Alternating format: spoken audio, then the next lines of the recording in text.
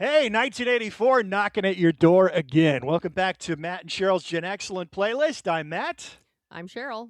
We are nearing the apex of our exercise, which began in 1972 as we construct a playlist for a Gen X crowd, something to be played in front of a mixed crowd, which explains our song selections. I got to admit, it was trouble getting really inspired for this particular episode with the Well, songs you we're chose a choosing song today. that I would not have chosen personally, but one of them, you have 2 songs. One of them I love, the other one, That goes both ways.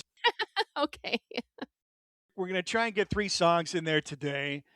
2 of them I would have liked back in the day. One of them, I had the album on vinyl. I got the album on CD. The other 2, I don't have the records, never have. But I've grown to appreciate your song choice definitely now, Yeah. even though back in the day I wouldn't have had much time for it, even though it was pervasive and everywhere and played to death on radio and MTV. Yes. Videos are very important, certainly for 2 of these songs. So we'll tell you the 3 songs: Ratt, Round and Round, Alan Parsons Project, Don't Answer Me, and Thompson Twins, Hold Me Now.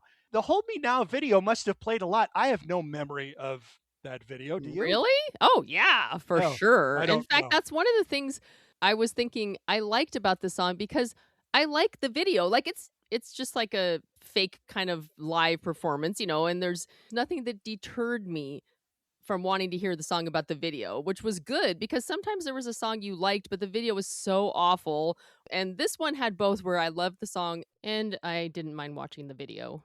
But yeah, I remember seeing it all the time.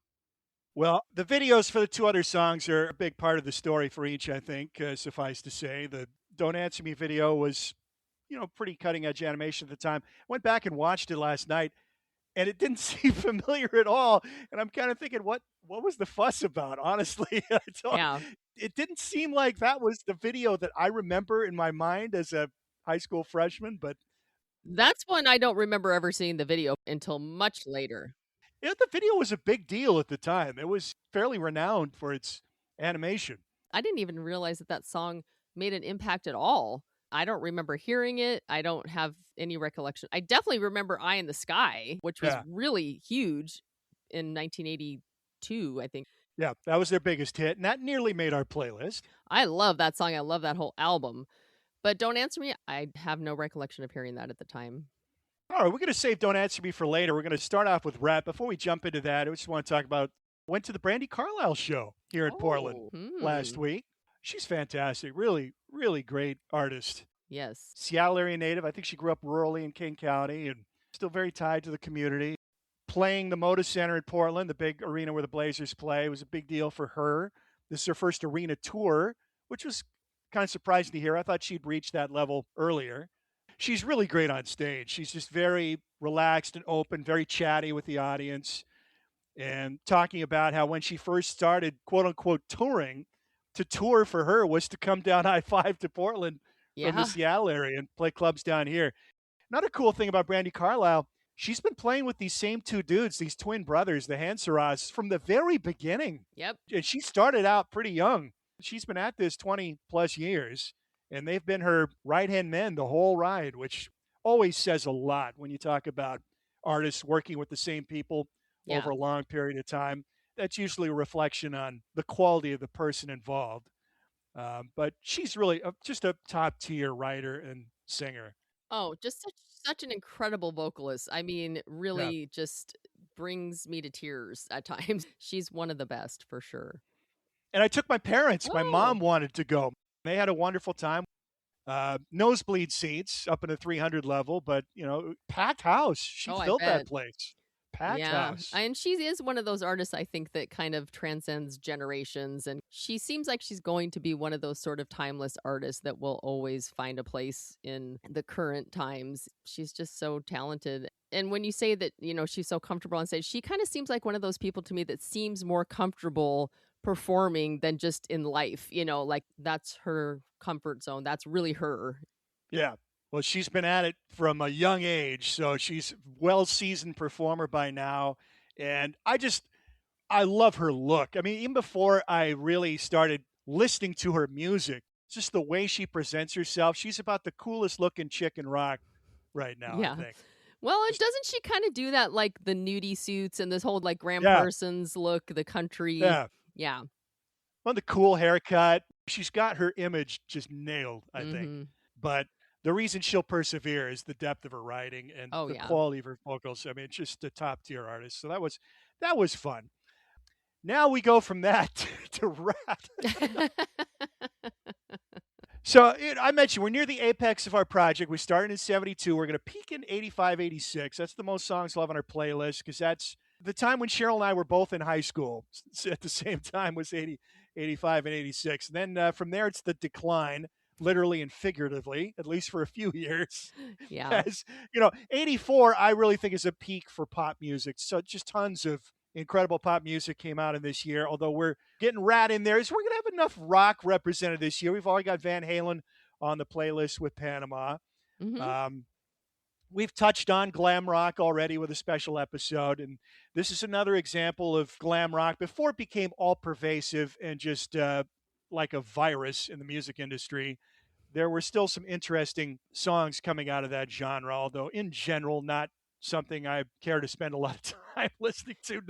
Never liked it much No. then. Don't like it much more now. Well, and I think at this time too, it hasn't quite gotten to the point where everything sounds so similar. Like there's Right. still bands that kind of stand out with their own sound. Yeah. This is still kind of cutting edge at this point, whereas by the late 80s, there were so many of these bands and they all looked the same and sounded the They were pretty same. And cookie cutter at that point. right, right. One of the things, just again, listening to Round and Round a couple more times that I think helps this song stand out and persevere. First of all, it's an excellent production job, and the producer, Beau Hill, deserves a lot of credit for Rat's success and the success of this song. He's very hands on. Probably should have been credited as a co writer at this stage, but he was just at the beginning of his production career at this point. He was a classically trained musician himself, prep school kid from Dallas, accepted to an Ivy League school, but chose to pursue music instead. So he was an odd fit for this group of sleazy Sunset Strip denizens. That is the group of Ratt. Although they kind of migrated from San Diego, at least a few of these guys, Stephen Pearcy and Robin Crosby, the guitarists, are from further south. So you got dual lead guitarists, Robin Crosby, Warren DeMartini, Stephen Pearcy, the lead singer, and then the rhythm section of Juan Cruchet and Bobby Blotzer.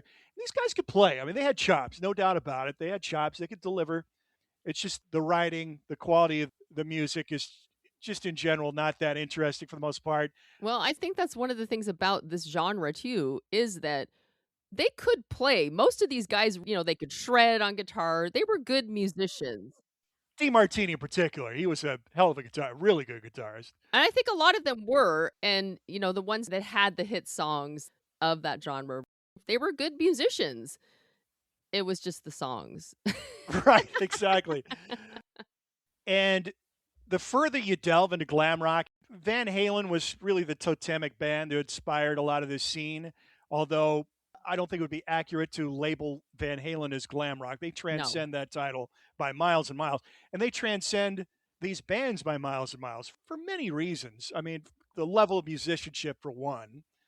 Although Ratt could play, and a lot of these guys, at least had a shredding guitarist. The rhythm sections weren't often that interesting, but the front man, I mean, Dave Lee Roth, there's a humor and intelligence at play. Now he's obnoxious as all hell and a motor mouth, but there's an intelligence at play. There's a humor at play that you look at a guy like Stephen Pearcy, David Lee Roth, people criticize his lack of vocal ability and his lack of range, but he made it work for him. He found ways to make whatever he had work for him. And he could sell it. Right. And he was a gregarious, charismatic frontman. Stephen Pearcy makes him sound like frickin' Pavarotti. He's got no range at all. He's got that grainy edge to his voice that makes it stand out. Yeah, he almost has like a growl. Yeah. So that's important because the downfall of 95% of metal, it's not in the music, it's in the vocals. It's just the vocalists are just awful in a lot of these bands. They're either really good, Yeah. like Bruce Dickinson, or Rob Halford. Yeah, like really powerful vocals, or it's super noticeable if they aren't. There's such a divide, I think, between vocalists in that genre. And I also feel like Stephen Pearcy, I know very little about Ratt and really haven't even paid that much attention to them even for this episode. You're probably better off for it. But he does not come across to me as somebody who has any kind of charisma. He looks a little bit scary almost, or like, Yeah, he's definitely not the fun, party hardy, likable character like David Lee Roth. He's a little sleazier and just there's this edge to him and just kind of nasty edge to him. And honestly, the whole band, I watched a documentary on these guys, and they just all come off as so unlikable, just unpleasant to be around. The guy who comes out the least ugly in all this is DeMartini. I mean, he was younger than the other. He's very young when he got drafted to the band, and he's not a California guy either. He's from Illinois, hmm, so he's got more of that Midwestern grounding to it. mm-hmm. He seems more like just a regular decent person. The other guys just, oh, I think the other thing too, when I think about this song and this band, is the album cover.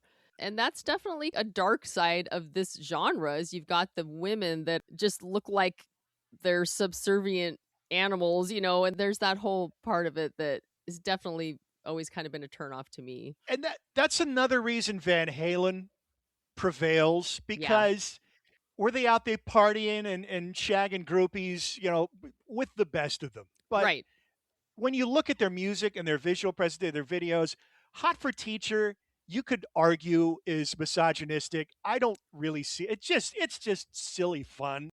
I mean, the part about Hot for Teacher that's so great is them as little kids, and the whole Yeah, they make yes, it yes, comedic. And so right. yes, it still is a little cringe now, but it doesn't come from that same place to me that Rat does.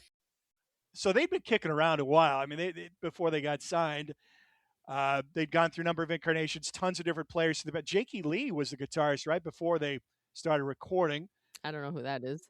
Jakey Lee played with Ozzy Osbourne and Oh, was okay. co-composer. Bark at the Moon was the big album that he was on with Ozzy. Really good guitarist. Um, and he actually recommended DeMartini to replace him. So they went through several band names. My favorite, Crystal Pistol, with Pistol, Pystal, which I think is pretty funny. Then they were Mickey Rat, ha ha ha, Mickey Mouse, get it. And then just Rat, Ratt. They get signed by Atlantic Records. The president of Atlantic at this time, Doug Morris, and he stipulated that when he signed this band, they had to work with a particular producer who hadn't made a name for himself at this point. This guy's name was Beau Hill, as I mentioned. Classically trained musician, had his own band Airborne that got signed to CBS in the early 80s. So he'd been a recording artist. He'd been a studio engineer, but he had not yet gotten a production credit. But um, Doug Morris had scouted this guy and liked his work, and they met, hit it off. And he said, I'm going to sign this band if you go see him and you approve, and it's a band you would like to work with. I'm going to sign them. Otherwise, I'm not. So Hill was living in New York at the time. They flew out to LA and caught Rack's act on stage. And Hill thought, I don't know that he was blown away by their music so much, but he certainly saw the crowd reaction and said, okay, this band's got something happening here. And they're making a name for themselves. They've been playing the Strip for a long period of time at this point. They built up a name. So they get forced to work with this guy. And Beau Hill, like I mentioned, prep school kid, educated, articulate, kind of an interesting mix with this group of, California airheads. And it wasn't easy, but he produced their first 4 records. And they sold a lot of albums, although there was a lot of bickering and arguing going on. But he was very hands-on, producer, engineer, mixer, arrangements. He was right there in the nuts and bolts of every song, putting this stuff together, working with every aspect of this band. And the touches that he put on Round and Round really lifted it. The big one was the backing vocals, I think. And he, like Mutt Lange, a lot of the backing vocals on his production work is him. So he's in there along with Robin Crosby generally on the backing vocals of this. Robin Crosby and Warren DeMartini, essentially dual lead guitarists, but as time goes on, DeMartini was really doing the lion's share of the heavy lifting on guitar. And Crosby was sinking deeper and deeper into an addiction problem, which would lead to his early death in the early 2000s with AIDS. But, he was at the outset of this band, it was really him and Piercy were the kind of ringleaders. But what makes this song really cook, I think, there's some interesting chord changes, a little out of the ordinary. And then there's this little key modulation in the pre-chorus. And then when the chorus comes in, you've got this really cool delay effect on the backing vocals.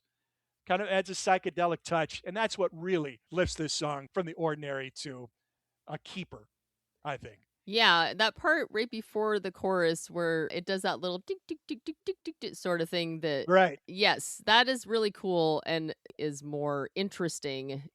Yeah, where the backing vocal comes in just before the lead vocal, round and round and round. Very cool touch. And I was listening to a podcast interview with Beau Hill, and this is all him. I mean, the band's arrangement came to just a dead stop before the chorus came in, and it drove him nuts. And he did all this experimentation trying to fill this, what he thought was a gap that just killed the momentum of the song.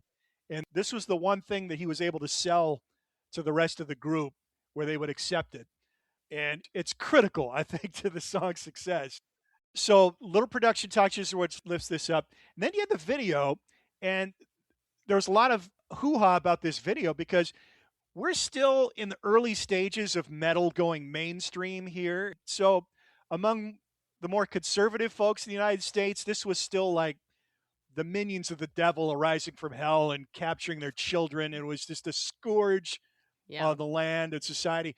So when you have a video with a metal band that has a world famous mainstream traditional Hollywood entertainer like Milton Berle in it, that's going to get a lot of attention. And the reason they were able to get Milton Berle in their video is their manager was his nephew, Marshall Berle.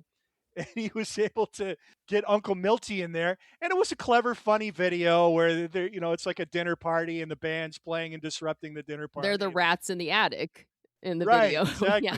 I actually just watched the video again because I forgot. And it is a humorous video. It's actually a pretty funny concept. Yeah. So there's multiple aspects that just keep this song relevant, I think. And listening to this, now this is still early in the glam rock takeover of MTV and music sales. By the end of the 80s, it was just everywhere. And this was the music that was swept away by the Seattle grunge revolution. But I listened to this song, and I could hear Seattle bands playing this. It's pretty grungy. Yeah. Alice in Chains could have played this song. Yeah. I mean, it's got those dark minor chords and interesting backing vocals, the grain of Stephen Pearcy's voice. You got a quality guitar solo from DeMartini, interesting chord changes, the pre-chorus hook with the backing vocals. You shot an arrow through my heart. That really lifts that song a lot because it has a melodic sense to it. Yep. That was Beau Hill's doing again. So you give the producer a lot of credit here. I did listen to this album. You got all the way through this album? Start to finish? Yeah, start to finish. Yeah, I couldn't get through it. The problem is that so many of the songs have the same tempo and feel as Round and Round. It gets really boring. And the drum sound is really grating. It's got that drum machine, just very basic. When I listen to albums like this is when I'm like, oh my God, Van Halen is so good, because they have one good song on this album. Round and Round is definitely the best song on the album. Nothing either reaches or, goes beyond that, or they are all just kind of clones of that song over and over again. Yeah. And I was kind of thinking, okay, what was happening like in hair metal and rock and metal at this time in 84? We've talked about this for 82 and 83. And I feel like there's still a lot of bands that like the Scorpions, Judas Priest. They're still making good albums at this time. Metallica, Ride the Lightning came out this year. Whitesnake, Slide It In. So you still kind of have the more harder rock metal bands. Kiss is still making albums. In fact, oh my God, Heaven's on Fire is almost as sticky as Lick It Up. I was like, oh my God, that song is just so stuck in my head, and it's terrible, but there's still something catchy about it. You just can't get away from Kiss. Lick It Up. What a revelation. Again, the things that I love about our podcast, I mean, going back and listening to Lick It Up and realizing, oh my God, this is a great song. Yes. How did I miss this?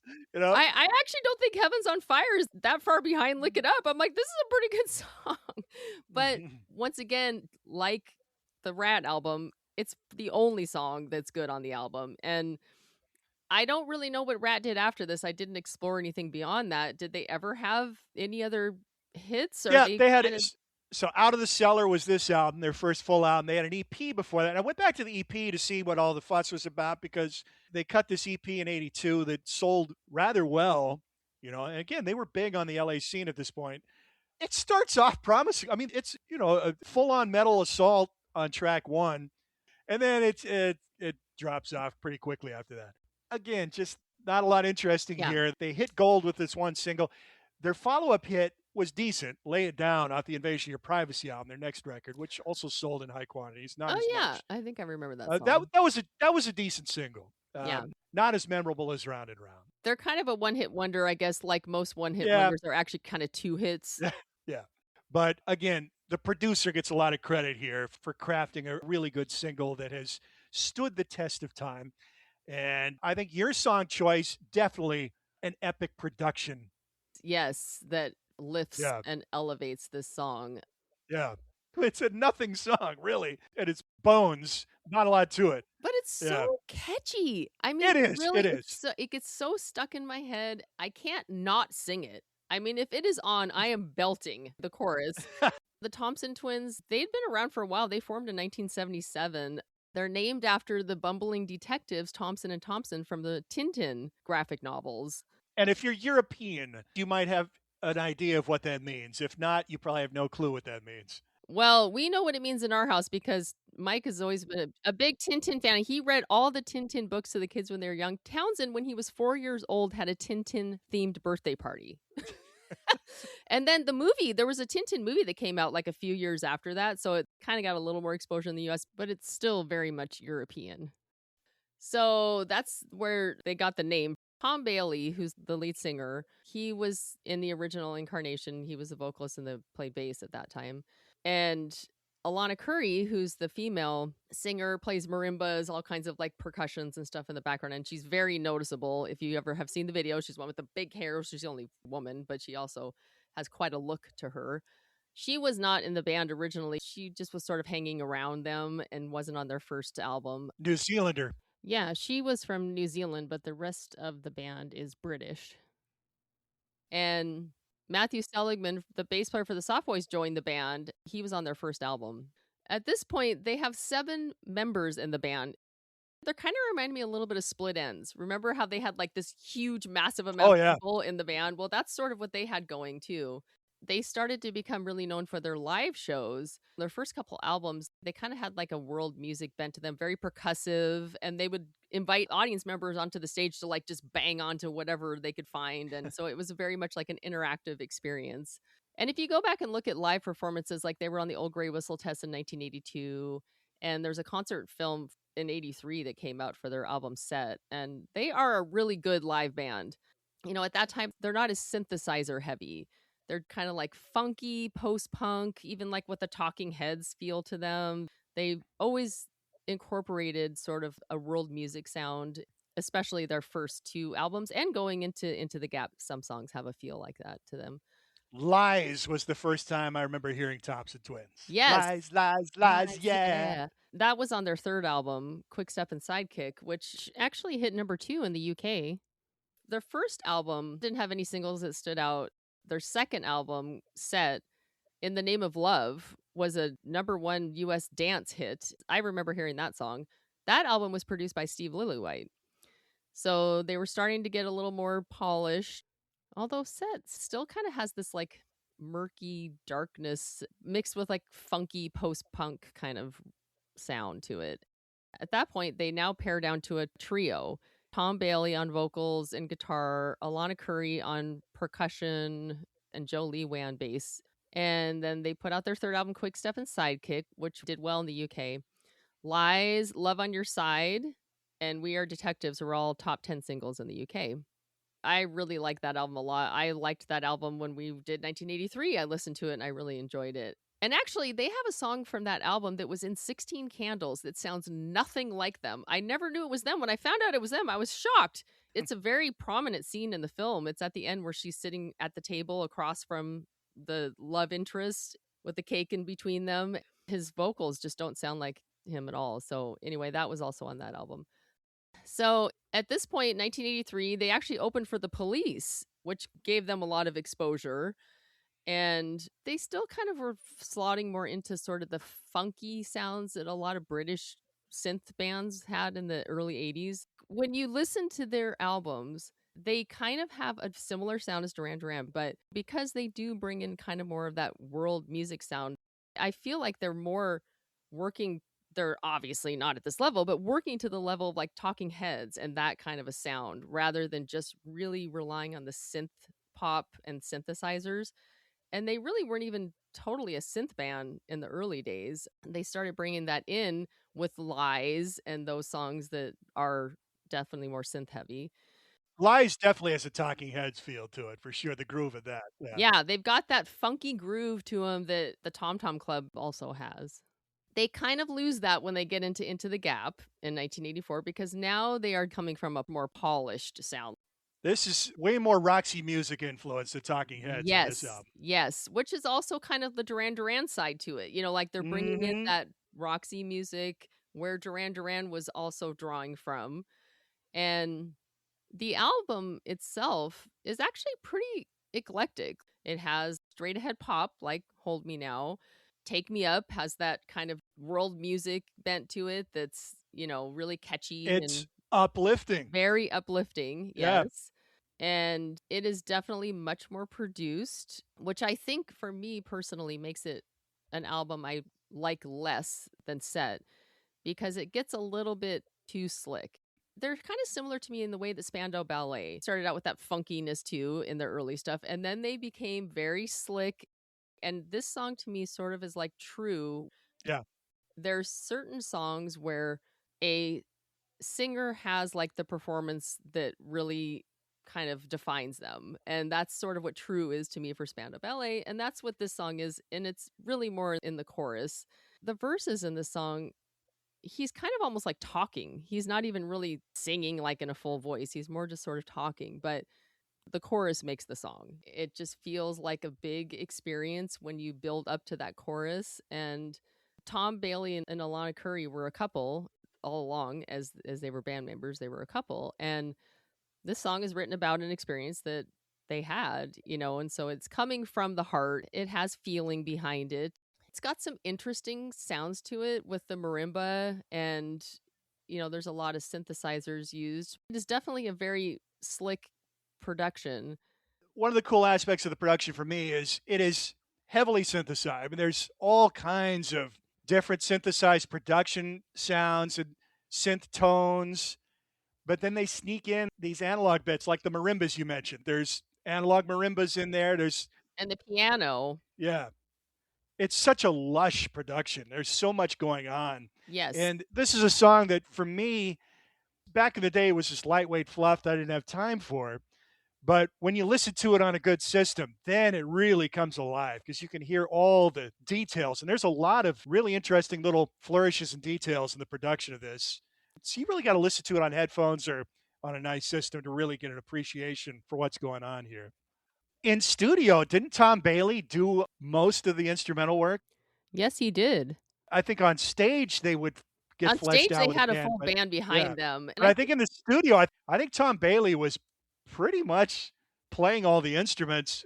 Alana Curry on the marimbas you yeah. mentioned. Just I think the other two only had really minor input as far as playing in the studio. Joe Leeway really didn't play bass at all on the album. Alana Curry did some of the percussion, but yeah, Tom Bailey pretty much did everything. I know Alana Curry was responsible for their videos. Joe Leeway, his domain was staging, so the live show and the stagecraft. Their whole concept of a band, they wanted to be different. The way they laid out responsibilities, it wasn't a traditional band arrangement where, all right, you're the guitarist, you're the drummer, you're the bassist, Right, because you they know, didn't even really have a drummer. I mean, those were right, all yeah. the anything they were doing on stage that was beyond what the three of them, Tom Bailey on vocals and guitar, Joe Leeway on bass, and Alana Curry on percussion, I guess, including marimba and other percussive instruments. And then they had like a band backing them. And, Joe and Alana were doing the backing vocals, and there's a lot of backing vocals on this song, particularly. When you get to the end, you have Joe Leeway doing that high Oh, won't you stay with which I always me? thought was Alana Cree just because I thought it was a woman, but it's actually not. It's Jolie Way doing that No. part. You kind of get that little soulfulness sound to it, Yeah. and that actually carries the song out for like a minute and a Yeah. half. I mean, it goes on and on for a while like that. Yeah. Again, it's all about the production on this for me. Producer Alex Sadkin, he produced Duran Duran 7 and the Ragged Tiger the year before, but this isn't as annoying sounding as that record. It's not loud and in your face. Yeah, it's a little bit warmer. There's so many little nuances, and then as the song goes along, you're adding new elements to it. Those backing vocals, the falsetto vocals come in later on. So you're building and building and building Yeah. as the song goes along. It's a really great single. To me, it's one of the singles of the 80s that's really stood the test of time, and it seems like a song that should have been in a John Hughes movie. I was shocked actually to find out it was never in a movie, but it really feels like it should have been. It may have been like your prom theme or something for that year because it definitely has that feel to it.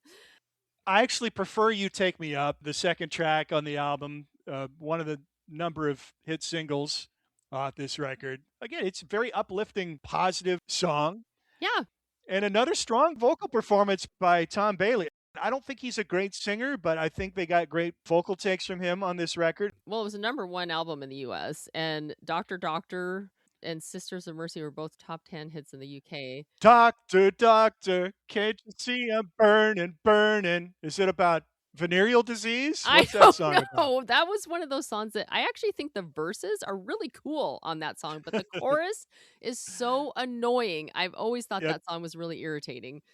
there's a lot of dopey lyrics in their A songs. lot of dopey lyrics, yes. And once again, I kind of do compare them to Duran Duran. When they moved into the more slick sound, it actually worked for them in their benefit, whereas Duran Duran, it took away, I think, from their charm and what they had in their earlier albums. But Hold Me Now, it's a great single, and that's what this playlist is all about to me, is the songs that you want to hear. And their greatest hits, they have a collection that came out in 2025. Every song on that album is good, and a lot of them. And so they're certainly one of those bands that would come across to me as a greatest hits only. You don't really need to delve into their albums. Honestly, I think a greatest hits might even be too much for me, but I saw it on Spotify. I was like, oh, I know every single one of these songs and I like them all. So it might be all too right. much for you. Well, if there's a theme to this week's episode, it's producers. None more so than our last track. I mean, the band itself is named after the producer, not one of the performers, Yeah. not the singer, not the guitarist. It's not Van Halen.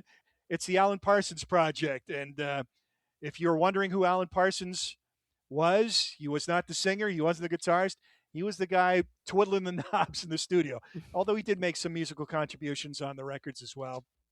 So I'm the Sky would have been their pinnacle, which was the preceding album to the one we're talking about here. And then their greatest hits album came after that. And then the Ammonia Avenue album in 1984. The first record by Alan Parsons Project came out in 76. At that point, Alan Parsons had made a name for himself, primarily as a studio engineer and then as a producer. He got a real career boost when he was working with a little band you may have heard of called The Beatles on their last two recordings, Abbey Road and Let It Be. He was actually on the rooftop during the Let It Be concert recording as a tape operator, young man. Then he worked very closely with another little band you may have heard of called Pink Floyd, and a little album they put out you may be familiar with called Dark Side of the Moon.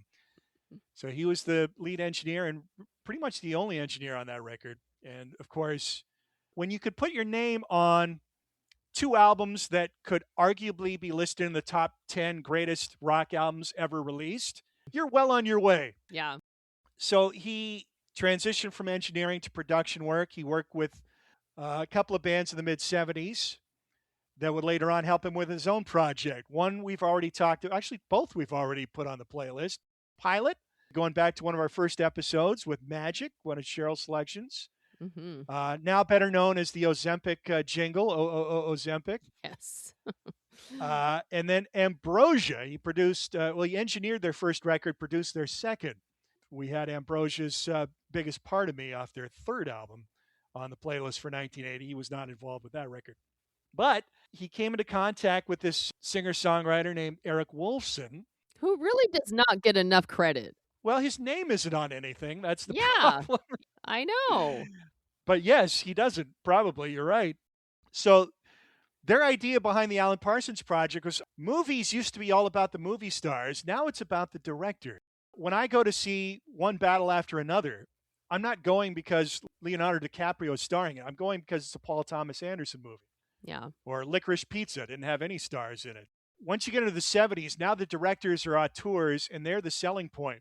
So they're thinking in terms of directors like Alfred Hitchcock or Martin Scorsese, where the director sells the product, not the star. And there's a common look and theme to what they're doing. And so they have a distinctness about them that stands out in every movie they do. Yes, right. So that's kind of the idea behind the Alan Parsons Project. They're not a touring concern. There's no real visual image for the band. It's all about the recordings, and it's all about getting the highest quality recordings with the best musical performances possible.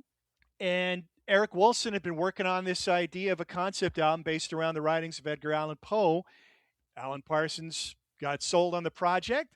Off they go. They get a record contract with 20th Century Fox.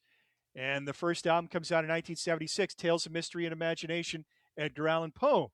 So you're right. Eric Wolfson deserves a lot of credit. It was his concept. Really, the band idea was his concept, even though Alan Parsons' name is stamped on it. They share writing credits, the two of them. So Alan Parsons is a writer, but as far as the performances, Eric Wolfson sings lead on a lot of the songs. Right. And it's not really a band as such, even though they would use a lot of the same vocalists repeatedly over the years. They would have multiple vocalists on every album, depending on what the song needed. And they used a whole cast of characters in the studio, although there were recurring characters, the guys in Pilot primarily. The guitarist, Ian Berenson, David Payton, bassist, Stuart Elliott was a drummer. Stuart Elliott also drummed for the Hollies. He was a drummer for Steve Harley and Cockney Rebel, who I love. Yep. I think Alan Parsons was involved in the production or engineering on that record, if I'm not mistaken. Yeah, I kind of feel like there was a connection there. Yeah. And I think that that's where a lot of these artists that are on the Alan Parsons Project albums worked with Alan, and then he bring him into the Alan Parsons Project recordings. I first became aware of Alan Parsons Project, I guess, late 79, 1980, whenever this song came out, the Games People Play single off the Turn of a Friendly Card album. That was the first time I ever heard them, and certainly took note at the time, liked the song, still do. When I first started buying music for myself, one of the tapes I got from RCA Record Club in the first batch was the best of the Alan Parsons Project. Yeah. Loved everything on that. They're kind of interesting, too, because they have songs that a lot of people have heard, but they probably don't know who it is. You know, they don't realize who the band is because, for one thing, they oftentimes have different vocalists. They've had many hits that I just think that people probably don't realize it's the Alan Parsons Project. It's funny. So I had the tape of Tales of Mystery and Imagination years and years ago. It's buried somewhere in the house. Haven't listened to it in decades. Never had it on CD. Not that I wouldn't have. I just haven't picked it up. So when I was getting ready for the episode, I'm trying to listen to Ratt and the Thompson Twins. I just can't do this. So I went back and I listened to Tales of Mystery and Imagination last night. Yeah. Side one. Love it. Just love it. The whole full side one is awesome. It's just so cool. Yeah. But interestingly, when that came out on CD, it was totally remixed by Alan Parsons. So he added all of these like modern drum sounds and new synth sound. I mean, it completely remixed the album for compact disc. So I haven't listened to the actual original mix of that album since whatever the last time I played that tape was, 30 years ago plus. Yeah. Maybe. I mean, I still enjoy listening to the remix, but you could tell, oh, this is really not the way I remember this. I don't like it when they do that. I don't like that. No. ZZ Top notoriously did the same thing. We talked about that with Eliminator. Eliminator is this big hit record, and then when they started releasing their catalog on CD, he goes back and he changes all the drum sounds to the synthetic sound on Eliminator, which is just sacrilege. Yes. And I don't like that Alan Parsons did that for this album, too, because this came out in 1976. Yeah. And I love the synthesizer sounds from that era, and I think it's way cooler because it was new technology too. And so it's just way more interesting to me than what was happening later with synthesizers. So yeah, that just seems silly to taint it like that. Thus quoth the raven, nevermore. That's it. Yeah. It's a really fun listen, that album. And then Dr. Tar and Professor Feather, Hmm. funky, cool. That's the funkiest song I think they ever recorded. Yeah. I didn't catch up to that till way later on. But then Games People Play was the first time I made a note. That song sucks you in right away with that synth sound. Hmm. That very cool synth wave pattern. Well, and I think that a lot of Alan Parsons Project sound kind of stems from Dark Side of the Moon, like On the Run, and that Yeah. whole and you can trace so much of it back to what he was doing on Dark Side of the Moon with Pink Floyd, and that kind of is like the cornerstone of his sound, even in the pop songs like Games People Play. And every album has at least one instrumental, and they're usually really cool. And then there's this loping bass pattern that I don't know if he's the first one or who originally came up with this, but it's most notable on Pink Floyd's Run Like Hell. Mm. And they use that multiple times over the year. Yes. And you could even hear that from the first record. I can't remember which track, but I noticed that on there. And then on one of the cooler tracks on Ammonia Avenue is You Don't Believe, which Hmm. uses that same bass pattern from Pink Floyd's Run Like Hell. So anyway, yeah, so Games People Play, Turner Friendly Card, and then you had a couple of really great singles, Eye in the Sky, Time, beautiful ballad. Love that song. So Ammonia Avenue comes out, and I'm on board. And then this song that we're putting on here, Don't Answer Me, really stands out because it's a throwback sound. It's a nostalgic sound they're going for rather than this really cutting edge, modern, highly technological, sound the group had become known for. Here, it's a tribute to Phil Phil Spector. Spector. Yeah. So it's not as clean. It's huge, cavernous reverb. It's Hmm. double tracking every instrument, every vocal for this massive sound. It's the wall of sound. Yeah. The hook is in the percussion track, though. It's the castanets. That Yeah. is the hook on this song. Yep. And I don't even know if it's actually castanets. It might be something they did digitally. I haven't I'm really been sure able it to. was done digitally, but Yeah. it does sound like castanets, and I don't think I've ever thought or said that about a pop song before, that it's all in the Right. castanets, but it's true. But that's a production touch. That's something you would have heard on a Phil Spector production. That's true. Those, little additions of Latin percussion. Hmm. The song has this, I mean, I don't know what the lyrics mean. I haven't analyzed them, but in the 14-year-old me, when this came out, freshman year of high school, romantic yearning. That's what I get out of this, the feel I get from this song. And of course, it's something I would have been feeling at the time, upside down over some girl that I could barely talk to. So this really hit home at the time. And then I remember the video. It's like a Dick Tracy cartoon, Yeah, kind of. that's what I Yeah. remember it being. Yes. But I just loved this song when it came out.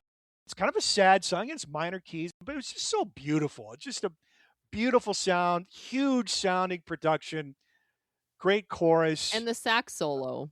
Oh, yeah, Mel Mel Collins, who was Collins. on all kinds of records in the 80s with Hmm. a wonderful saxophone solo. Yeah, so I've had this record in my collection all this time, and going back and listening, this album still holds up. There's still a lot of good stuff on here. You Don't Believe is a really cool track. The instrumental pipeline, cool, Yeah, love that. love that. Yeah. Lenny Zakadek is one of the vocalists they used Yeah. throughout. More of the rockers usually. Hmm. Let Me Go Home and You Don't Believe, two good rockin' songs. Eric Wolfson sings Don't Answer Me, and he's the voice you really associate with. Yes. The key Alan Parsons tracks are sung by Eric Wolfson. Which is why he doesn't get enough credit, because he's a co-writer Yeah. and the singer of almost all the songs you know.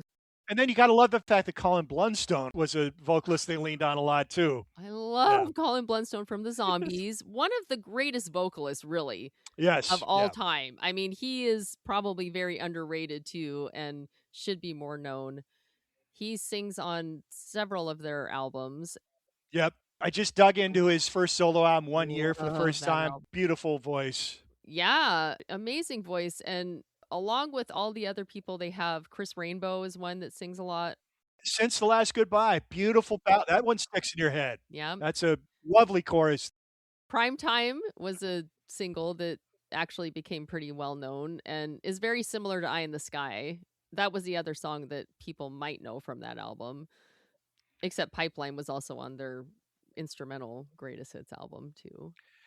What's the theme of this record? Honestly, I couldn't tell you. Most of their records are concept albums. It doesn't matter to me. They're just good songs. It's Yeah. good songs. The songs stand on their own.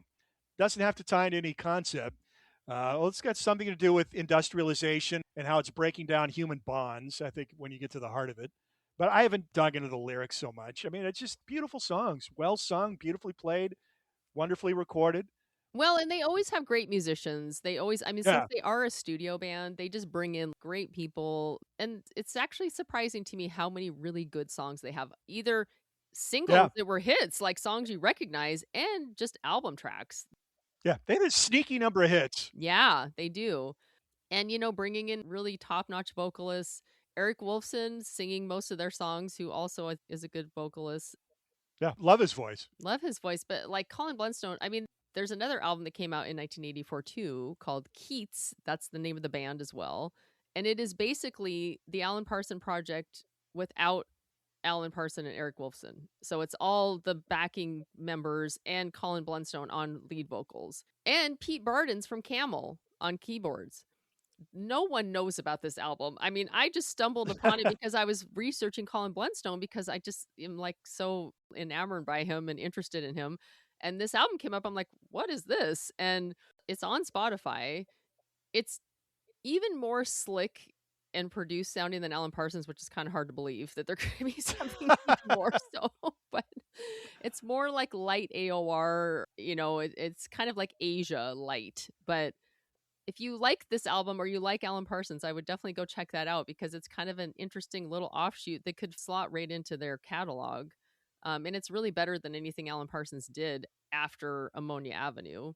But I had never really listened to Ammonia Avenue that much. I knew Don't Answer Me, and I knew Prime Time.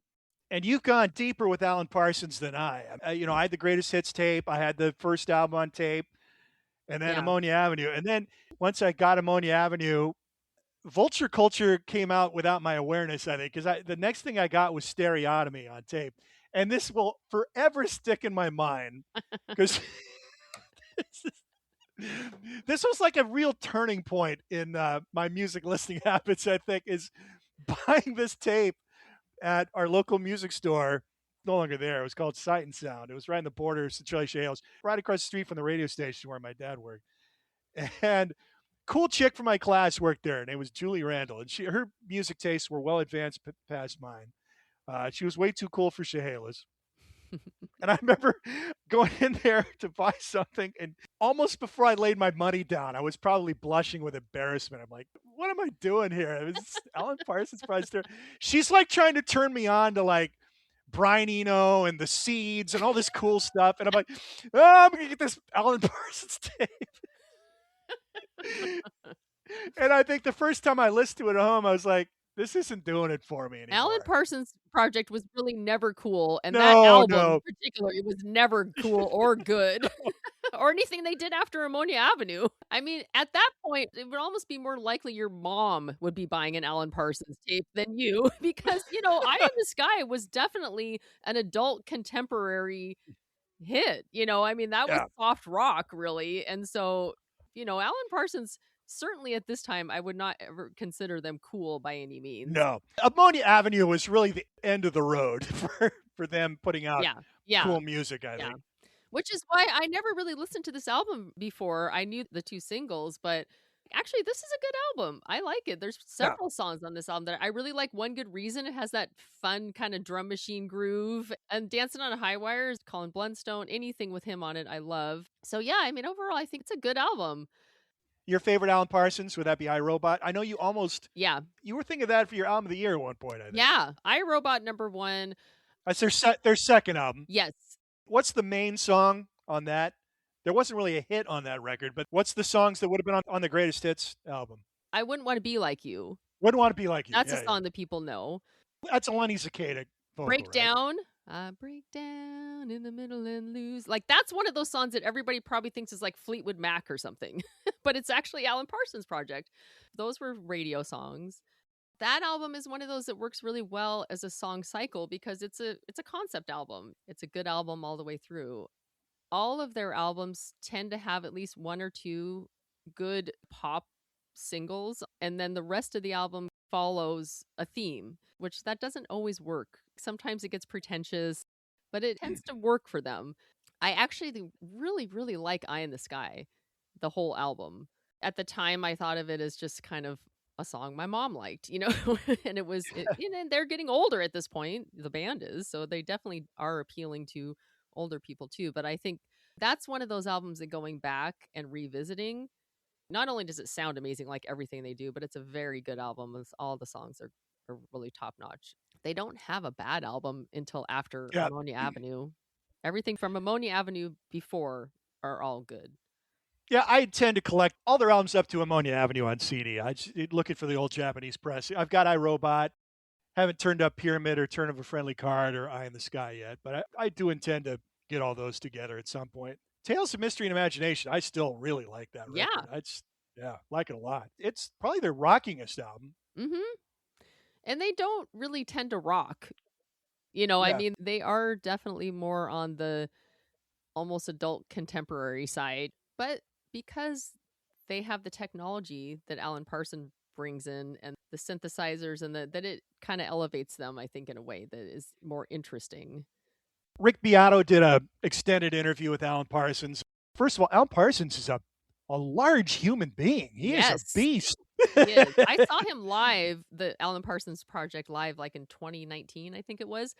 And it's so funny because you got the band and then he's in the middle, elevated up. He's almost like this godlike creature up there, and he's huge to begin with. And there he is, like elevated behind the band. And he's basically just kind of strumming a guitar. He's not doing anything else. He's just like, it's like he's overseeing everyone. Like, here I am. I created this. And now here you are listening to it, and it's really funny.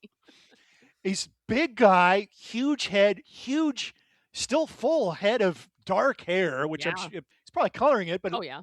And he looks incredibly well preserved. How old is he? I don't know, 70s, I guess. He looks barely in his 60s. He looks great. But yeah, so he had a great interview. And then Beato's playing, I think it was I Wouldn't Want to Be Like You. And there's the long instrumental lead up to that before it kicks in. Really cool song. Which is one of the things that I think is so cool about them because, like I said, they have those cool instrumentals and the synth stuff, but they incorporate it into the pop songs. Like they'll have a lead up or they'll stick it in the middle somewhere. It's just a really cool like combination of really just catchy pop songs that have a synthesized feel to it. Well, honestly, for our generation and younger generations than us, they're probably best known, or he's probably best known for one of those instrumentals, which is Sirius, which is one of the most famous tracks played behind player introductions at sporting events, popularized by the Chicago Bulls. Yep. Dum dum dum dum dum dum dum dum dum dum dum dum. That's Sirius. He thinks of that and Eye in the Sky as one track. That's the instrumental opening to Eye in the Sky. Yeah. Yeah. And it's so dramatic. There is a lot of drama in their music. Yeah. But yeah, I think that's something that is kind of a signature is that instrumental, sometimes an entire track leading up to a pop song. So we got 3 new songs on our playlist this week. Ratt, Mickey Ratt, Crystal Pistol with Round and Round. Thompson Twins, Hold Me Now from their Into the Gap album, big record in 1984, their biggest seller and their biggest hit in the United States. And from the Alan Parsons Project, off their last really relevant album, in our opinion, Ammonia Avenue, although I will listen to the albums that came after that and reassess as we go along. There's a few good songs on Gaudi and but yeah, I will too. We'll see what happens when we get there. Don't Answer Me, their tribute to the Phil Spector sound. This is kind of a weird combination of songs, actually, for this episode. Right. Strange Bedfellows. Yes. And, I like to go back to my old reference books in preparation for these episodes and read the articles. These were not 3 bands the critics were particularly fond of. Let's just put it that way. That is very true. Alan Parsons is just left out a lot of these books in general. This abominable tone, the last iteration of the Rolling Stone album guide, which is an abortion. This is Ooh, horrible. yeah. Not in there. And neither is Thompson Twins, for that matter. Mm. They got left out of this issue. But yeah, tend to be ignored. But, that's the point of our exercise. We're not worried about being cool. We're just No, we're trying to not. please we're trying to please a big audience. We're going to get a little something for everybody in there. Now, when we next get together, Sheryl, you ready to talk about your album of the year next one? Oh, okay, sure. We have reached that point. A band we've already talked about because it was my album pick of the last year. Their second album came out in 1984. And then one of my big global hits of the year for an artist who was, one would have thought, well past her sell-by date at this point, had a remarkable comeback in the year 1984. So that's a little tease of what we got coming up next. But until then, you've been listening to Matt and Sheryl's Your Next Loop Playlist. I'm Matt. I'm Sheryl. Thanks for tuning in, everybody. Take care.